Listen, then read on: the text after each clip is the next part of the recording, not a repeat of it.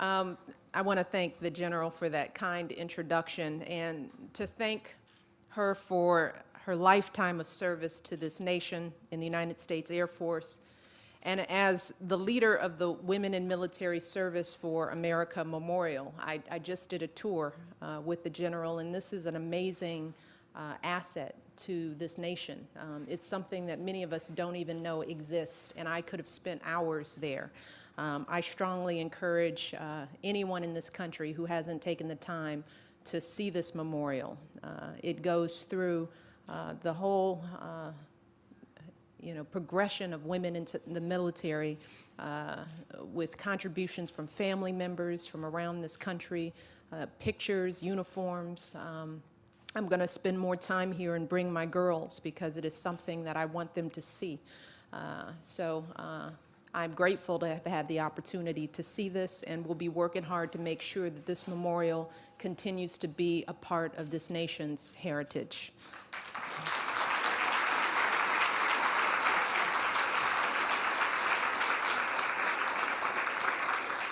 I also want to thank a few people as well. I want to thank General Dunwoody, the nation's first female four-star general, which deserves its own round of applause.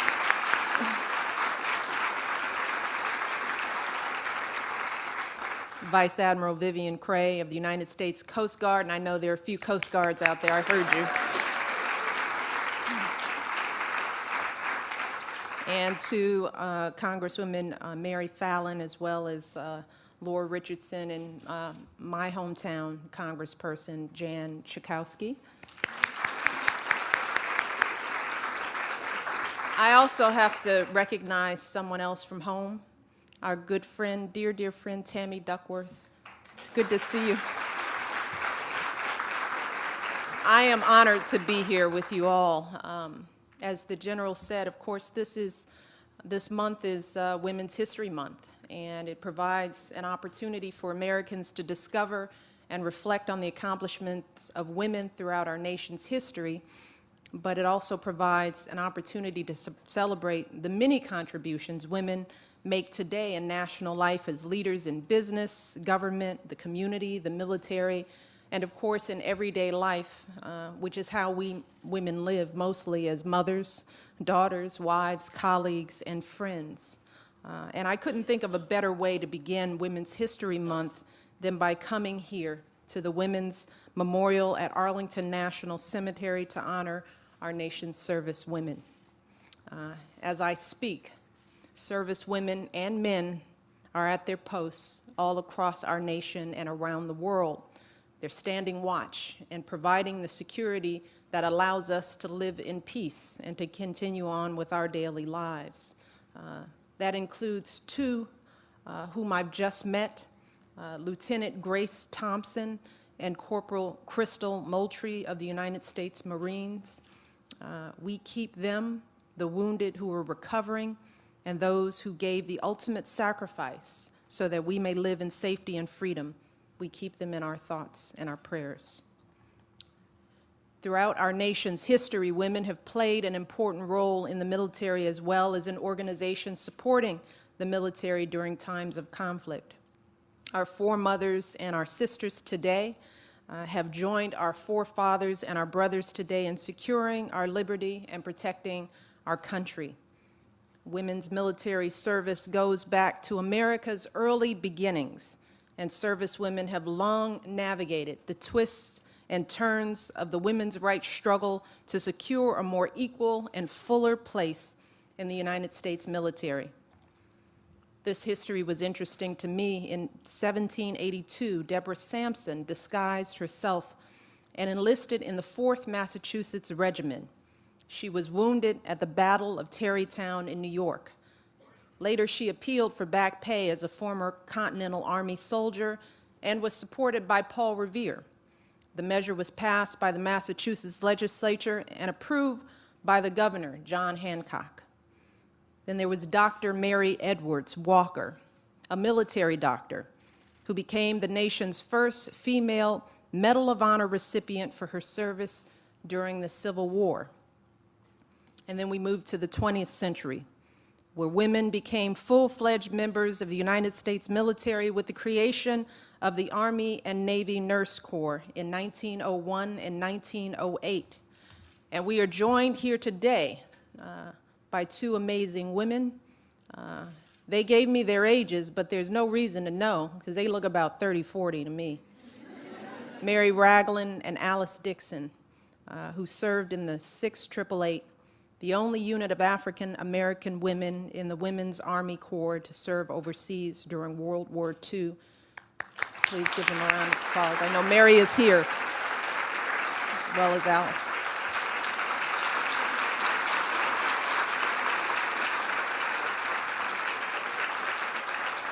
Spring chickens.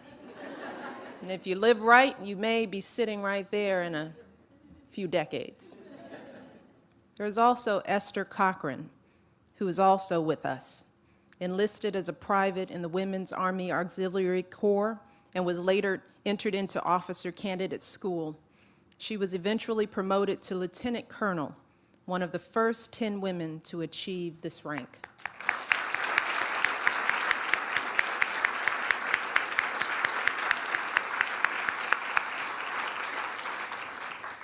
Currently serving her country is Lieutenant Commander Cindy Campbell.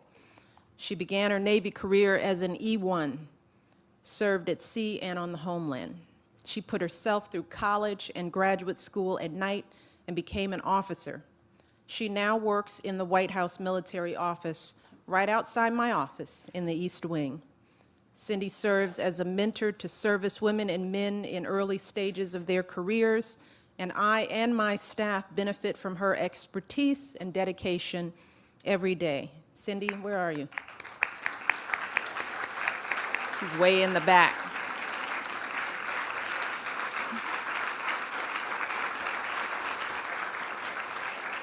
These women and thousands of others set a standard for excellence that enables women who serve today to take on even greater responsibilities.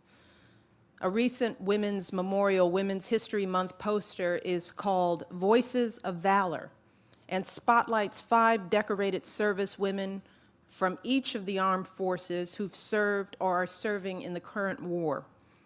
One is Silver Star recipient Sergeant Lee Ann Hester. She's the first woman to have been decorated for direct actions against an enemy force.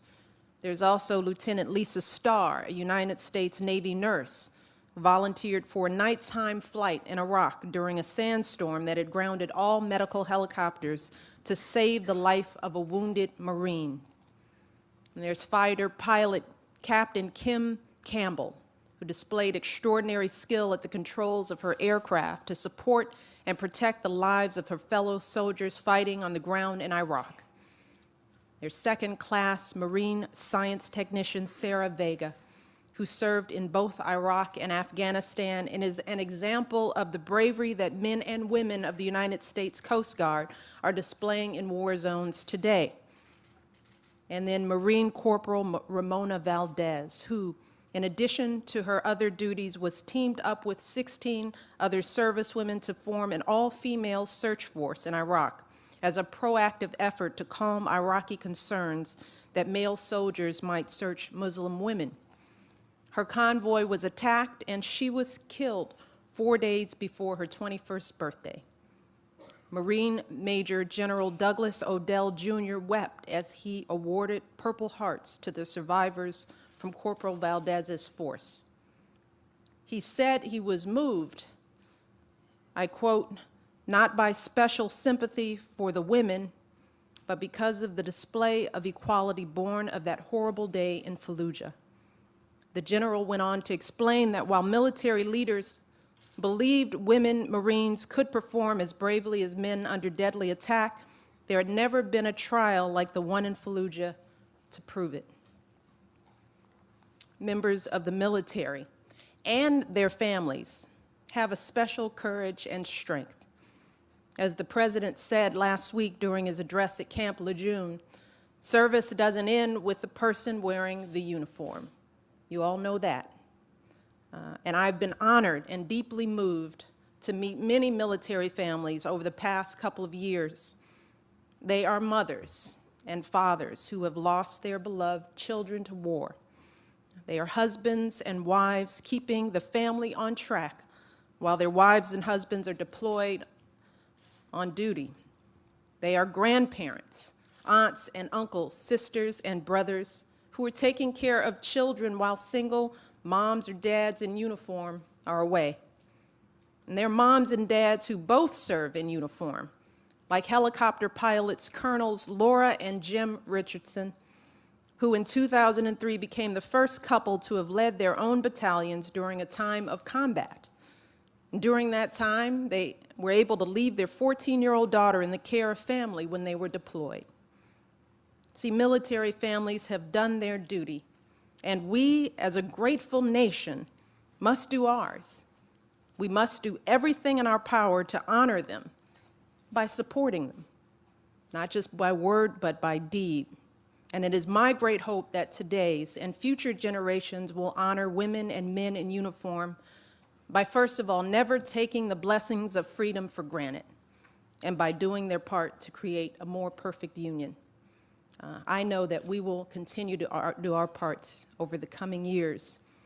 Again, I want to thank you all for your service, for your courage, for your dedication, for your commitment. And may God bless you all, and God bless America. Thank you so much.